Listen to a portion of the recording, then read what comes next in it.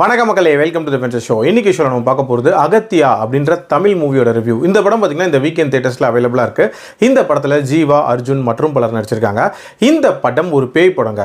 அதுவும் present and 1940 அப்படின்ற மாதிரி ரெண்டு காலகட்டத்தில் நடக்கிற மாதிரி காட்டியிருப்பாங்க.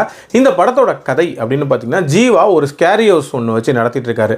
அந்த ஸ்கேரி ஹவுஸ்க்குள்ளே உண்மையிலேயே பேய் இருக்குது. அந்த பேய் யார் அப்படின்ற மாதிரியான ஒரு கேள்வி இருக்குது. அதே நேரத்தில் ஜீவா 1940 எடுக்கப்பட்ட ஒரு வீடியோவை பார்க்குறாரு. அந்த வீடியோ மூலமாக அர்ஜுனை பற்றி இவர் தெரிஞ்சுக்கிறாரு. அர்ஜுன் ஒரு சித்தா டாக்டர். ஒரு வேலை விஷயமா பாண்டிச்சேரிக்கு வந்திருப்பார். பாண்டிச்சேரியில் அப்போ கவர்னராக எட்வின் அப்படின்ற ஒரு கொடூரன் இருப்பான் அப்படின்னே சொல்லலாம். ஸோ அவனுக்கு கீழே ஒர்க் பண்ணிட்டு இருப்பார். ஸோ உண்மையிலேயே அர்ஜுனுக்கு என்ன ஆகும் அதுக்கப்புறமாட்டு அவர் கண்டுபிடிக்க வந்த மருந்து என்ன, அந்த மருந்து ஏன் ஜீவாவுக்கு தேவைப்படுது அப்படின்ற மாதிரி நிறைய விஷயங்களை சொல்லக்கூடிய ஒரு படம் தான் இந்த படம்.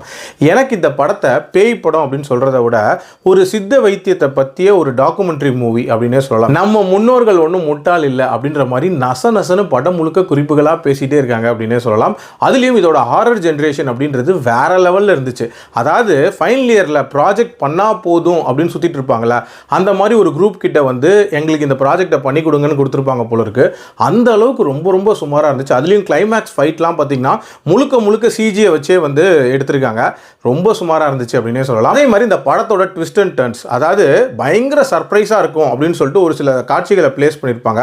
பட் ரொம்ப ஈஸியாக கெஸ் பண்ணுற மாதிரி தான் இருந்துச்சு அப்படின்னே சொல்லலாம். உதாரணத்துக்கு இதில் அந்த மருத்துவ குறிப்புகள்லாம் எங்கே ஒளிச்சு வச்சுருப்பாங்க அப்படின்றத பற்றி அந்த இடத்த காட்டுவாங்கல்ல, அந்த இடத்த காட்டும் போதே நம்ம கெஸ் பண்ணிடலாம் இங்கே தான் ஒளிச்சு வச்சுருப்பாங்கன்ட்டு. அந்த மாதிரி ரொம்ப ஈஸியாக ப்ரெடிக்டபுளாக இருந்துச்சு.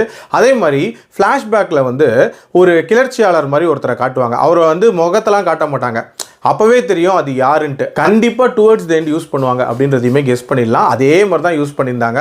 ஆல்சோ இந்த படத்தோட ஹியூமர் அப்படின்றதும் பெரிய லெவலில் ஒர்க் அவுட் ஆகலை. மியூசிக்கை பொறுத்த வரைக்கும் யுவன் சங்கர் ராஜா, அதனால் பார்த்தீங்கன்னா இளையராஜாவோட அந்த எண்ணினிய பொன்னிலாவே இருக்குல்ல, அந்த பாட்டை ரீமிக்ஸ் பண்ணியிருந்தாரு.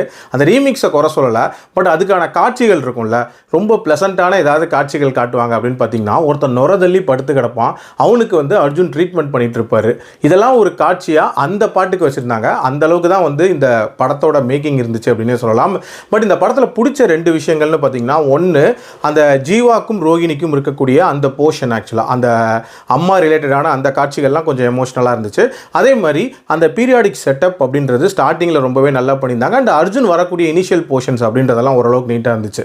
மற்றபடி இந்த படத்தில் சொல்கிற அளவுக்குலாம் ஒன்றுமே இல்லை. ரொம்ப சுமாராக எடுக்கப்பட்ட ஒரு அட்வென்ச்சர் ஹாரர் மூவி தான். என்னோட ரேட்டிங் இந்த படத்துக்கு 2.3 out of 5. அடல்ட் கண்டென்ட்லாம் இல்லை. டைம் இருந்தால் பாருங்கள். மீண்டும் மருத்துவ விமர்சனத்தில் சந்திக்கிறேன். நன்றி, வணக்கம்.